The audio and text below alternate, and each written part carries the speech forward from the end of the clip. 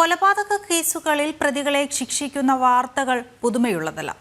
എന്നാൽ ഒരു കൊലപാതക കേസിൽ മുഴുവൻ പ്രതികളെയും വെറുതെ വിടുന്നത് അപൂർവമാണ്. അത്തരമൊരു അപൂർവതയാണ് തലസ്ഥാനത്തെ തമ്മലം സുരേഷ് കൊലപാതക കേസിൽ തിരുവനന്തപുരം അഡീഷണൽ സെഷൻസ് കോടതിയുടെ വിധി.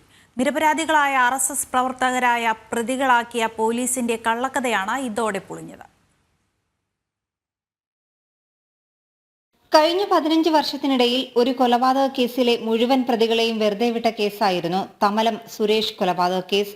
2016 ഓഗസ്റ്റ് 13-നായിരുന്നു തമലം സ്വദേശിയും CPM പ്രവർത്തകനുമായ സുരേഷ് എന്ന കുട്ടൻ കൊല്ലപ്പെട്ടത്.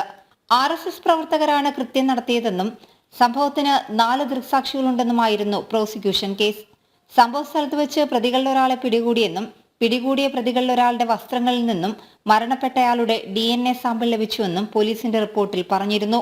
എന്നാൽ പ്രോസിക്യൂഷൻ ഹാജരാക്കിയ സാക്ഷികളും രേഖകളും വ്യാജമാണെന്ന് തെളിയിക്കാൻ പ്രതിഭാഗത്തിന് നിഷ്പ്രയാസം കഴിഞ്ഞു എന്നതാണ് കേസിൽ നിർണായകമായതെന്ന് പ്രതിഭാഗം അഭിഭാഷകൻ അഡ്വക്കേറ്റ് പ്രതാപ് ജി പടിക്കൽ പറയുന്നു.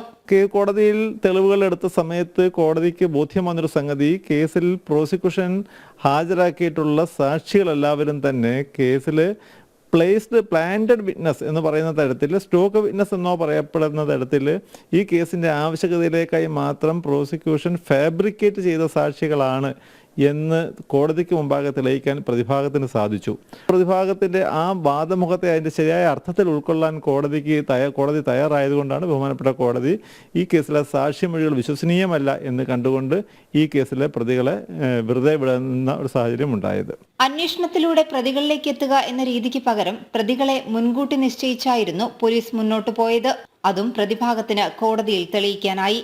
ക്രോസ് വിസ്താരത്തിൽ സാക്ഷിമൊഴികളിലെ വൈരുദ്ധ്യവും കോടതിക്ക് ബോധ്യപ്പെട്ടു.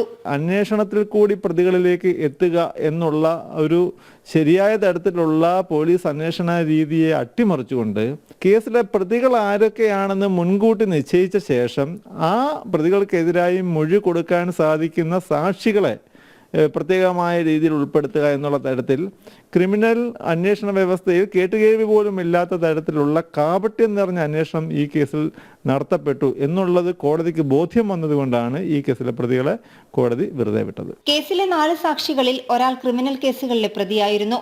പ്രോസിക്യൂഷൻ ആരോപിച്ചിട്ടുള്ളതും കണ്ടെത്തിയിട്ടുള്ളതുമായ തെളിവുകൾ കളവാണെന്ന് പ്രതിഭാഗത്തിന് സ്ഥാപിക്കാൻ സാധിച്ചു എന്നതാണ് കേസിന്റെ പ്രത്യേകതയും വിജയവും. നിരവധി കൊലപാതക കേസുകളിൽ പ്രതിയായ സുരേഷിന്റെ കൊലപാതകത്തിന് പിന്നിൽ RSS പ്രവർത്തകരാണെന്ന് വരുത്തി തീർക്കാൻ പോലീസ് മുൻകൂട്ടി നിശ്ചയിച്ച കള്ളക്കഥകളാണ് കേസിലെ മുഴുവൻ പ്രതികളെയും കോടതി വെറുതെ വിട്ടതിലൂടെ ഇല്ലാതായത്. യഥാർത്ഥത്തിൽ ആ സംഭവ സ്ഥലത്ത് ഉണ്ടായിരുന്നവരോ ഇങ്ങനെ ഒരു സംഭവം കണ്ടവരായിട്ടുള്ള ഒരാളെയും സാക്ഷിയാക്കാതെ ഈ പ്രതികളെ എങ്ങനെയെങ്കിലും പ്രതിവർഗത്തിൽ ചേർക്കണം എന്നുള്ള തീരുമാനത്തിൽ ഈ പ്രതികളെ എങ്ങനെയെങ്കിലും ശിക്ഷിക്കണം എന്നുള്ള രീതിയിൽ സാക്ഷികളാക്കപ്പെട്ടവർ മാത്രമായി ചേർത്ത് കുറ്റപത്രം ഫയൽ ചെയ്തതുകൊണ്ടാണ് ഈ കേസിനകത്ത് പ്രതികൾക്ക് നീതി ലഭിച്ചത് എന്ന് തന്നെയാണ് ഞങ്ങൾ വിശ്വസിക്കുന്നത്. ജനം, ആലപ്പുഴ.